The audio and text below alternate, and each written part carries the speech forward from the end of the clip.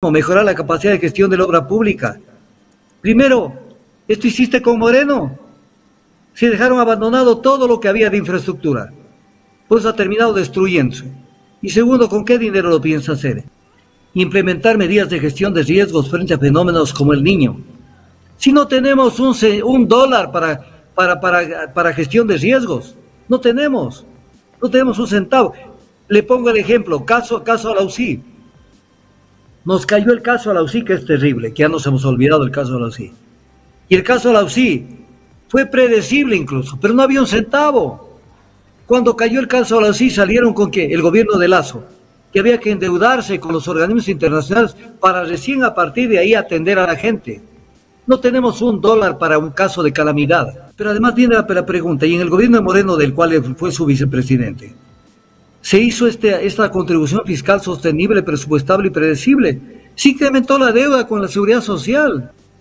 Quieren eliminar el Consejo de Participación Social y Control Social, al que se tomaron en la época de Trujillo, precisamente para anular la participación social. Entonces, cuando uno ve esto, dice, bueno, viene el problema.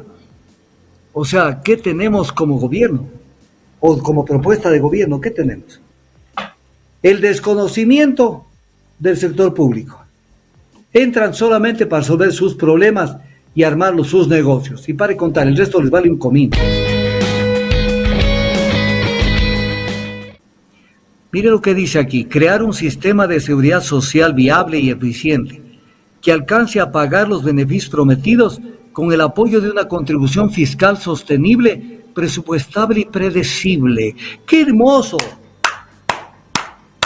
¡Qué precioso! No dijo nada. No dijo nada. Pagar los beneficios prometidos, ¿cómo? Con el apoyo de una contribución fiscal sostenible. Diga cómo, cuándo, cuánto es la deuda, cómo va a pagar. Pero además viene la pregunta, y en el gobierno de Moreno, del cual fue su vicepresidente, se hizo esta contribución fiscal sostenible, presupuestable y predecible. Se incrementó la deuda con la seguridad social. Mire, esto es hermoso, qué precioso. Sonnenhorner, te pasaste. Establecer un esquema que permita una vejez digna, con el acompañamiento adecuado del Estado al servicio de los ecuatorianos. ¿Qué será ese esquema que permite una vejez digna? Y tal vez sería aumentando los años de jubilación, como lo que pretende Lasso, y que ellos no dicen nada sobre el proyecto de la ultraderecha, de Augusto de la Torre, de Pablo Lucio Paredes y todos ellos. Pero ¿qué dice en temas concretos Sonnenhorner sobre los años de jubilación? ¿Y cómo va a hacer este esquema que permite una vejez digna? Porque si alguien oye, un viejito oye, chuta, vejez digna, me voy con Sonnenhorner. ¿Y qué es la vejez digna? ¿En qué consiste? ¿En qué se transforma? Obras públicas e infraestructura, activar la capacidad del Estado para ejecutar proyectos de mantenimiento y repotenciación de la estructura pública, repotenciar la infraestructura pública, para el turismo, mejorar la capacidad de gestión de la obra pública. Primero, esto hiciste con Moreno. Se dejaron abandonado todo lo que había de infraestructura. Pues ha terminado destruyéndose. Y segundo, ¿con qué dinero lo piensas hacer? Dejando el crudo del ITT bajo tierra. ¿Así lo quieres hacer? Cultura y patrimonio, mejor no hablemos, que de este hombre ni sabe. Pero todo es paja: recuperar los espacios de cultura y patrimonio, proteger y potenciar el patrimonio nacional, difundir la cultura y el patrimonio. ¿Cómo? Y además, ¿de qué cultura y de qué patrimonio estás hablando? Pero además una cosa, es un país que ni siquiera elabora textos recreando todo lo que es la cultura nacional. El otro día entré a una librería, la más importante de acá de Quito, y créame que menos de la 30ª parte de los libros que se vendían allí eran nacionales. Entonces, ¿dónde estaban esas grandes imprentas que tenía el Ministerio de Educación para convertirlas en un potencial de producir literatura importante para el Ecuador? ¿Dónde están? ¿Qué es para estos candidatos la cultura y el patrimonio nacional? ¿Qué será? ¿Entenderán de esta cosa? Verá lo que nos plantea y te pondrás pilas, porque esto Sonnenhorner a usted le va a insistir. En deporte y vida sana, reducir la inactividad física, ¿Cómo reducir la actividad física?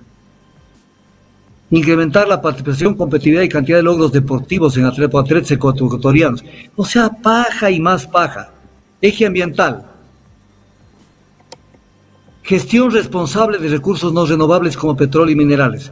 Sí sabrás cómo se gestiona la explotación de recursos naturales como el petróleo técnicamente en el Ecuador el día de hoy. Sabrás.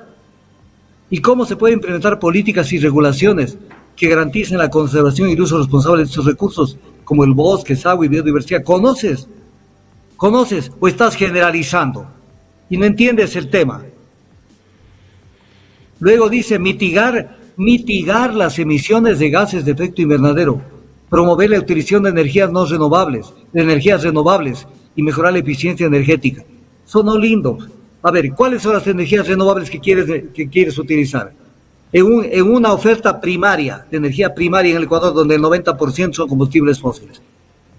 ¿Cuál dentro de estos son, por ejemplo, la energía eólica, la solar, el biogás y etc.?